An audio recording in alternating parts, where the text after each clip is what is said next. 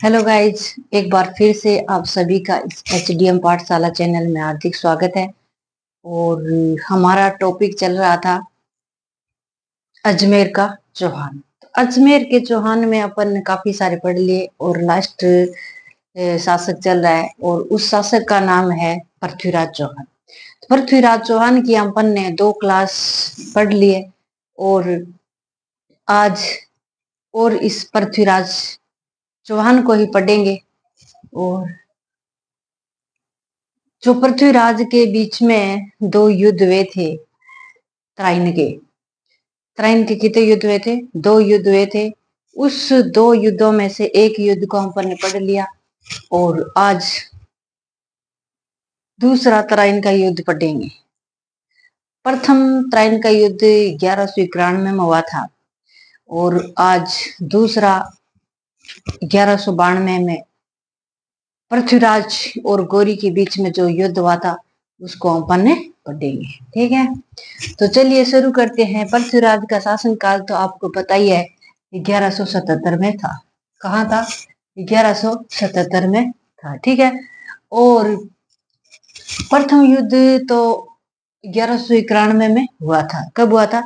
1191 में हुआ था। ठीक है, और दूसरा युद्ध है 1192 में। दूसरा युद्ध कब हुआ था? 1192 में। ठीक है, और पृथ्वीराज व गौरी के मध्य हुआ था 1192 में। जो तराइन का द्वितीय युद्ध हुआ था वो किस किस के मध्य हुआ था? पृथ्वीराज और मोहम्मद गौरी के मध्य हुआ था। ठीक है, और प्रथम युद्ध में तो पृथ्वीराज चौहान जीत गए थे। प्रथम युद्ध में तो क्या है?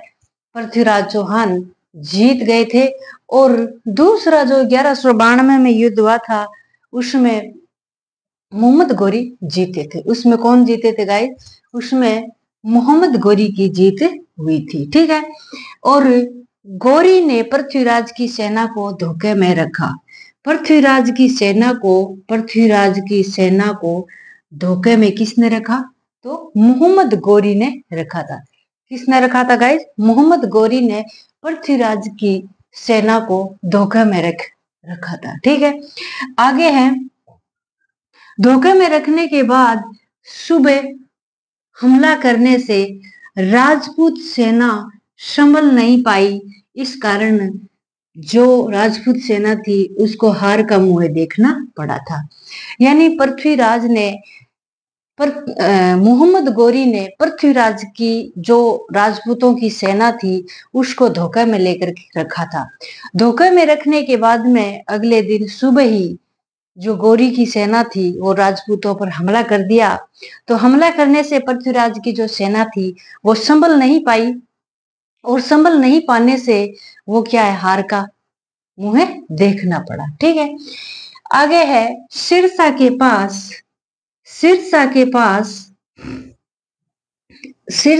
पास पृथ्वीराज चौहान को पकड़कर कैद कर लिया। क्या है आगे? मान लो जो सेना को हार का मुंह देखना पड़ा, तो हार का मुंह देखना पड़ा तो आगे सिरसा में क्या है? सिरसा में पृथ्वीराज चौहान को पकड़ करके कैद कर लिया। किसको पकड़ के? पृथ्वीराज चौहान को पकड़ करके कैद कर लिया और मान कैद कर लिया। ठीक है, तराइन के युद्ध के परिणाम, यानी जो तराइन का युद्ध हुआ था उसका अपन प्रमाण देखेंगे। ठीक है, तो पृथ्वीराज रासो के अनुसार पृथ्वीराज को पकड़ करके, यानी पृथ्वीराज रासो है वो ग्रंथ, उसके तो अनुसार पृथ्वीराज को पकड़ करके गजनी ले गया था और जहां पर पृथ्वीराज ने शबद भेदी बाण से गौरी की हत्या कर दी।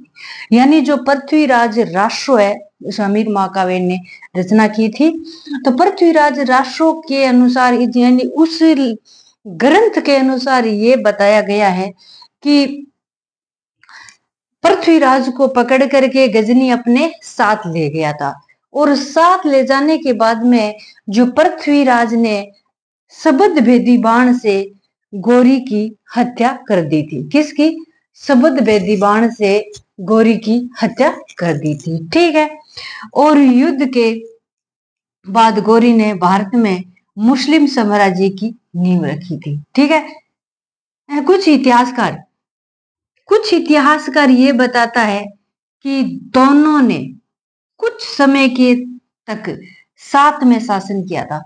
माना कि कुछ इतिहासकार का यही कहना है कि गौरी और मोहम्मद गौरी और पृथ्वीराज ने एक साथ में शासन किया था। ठीक है।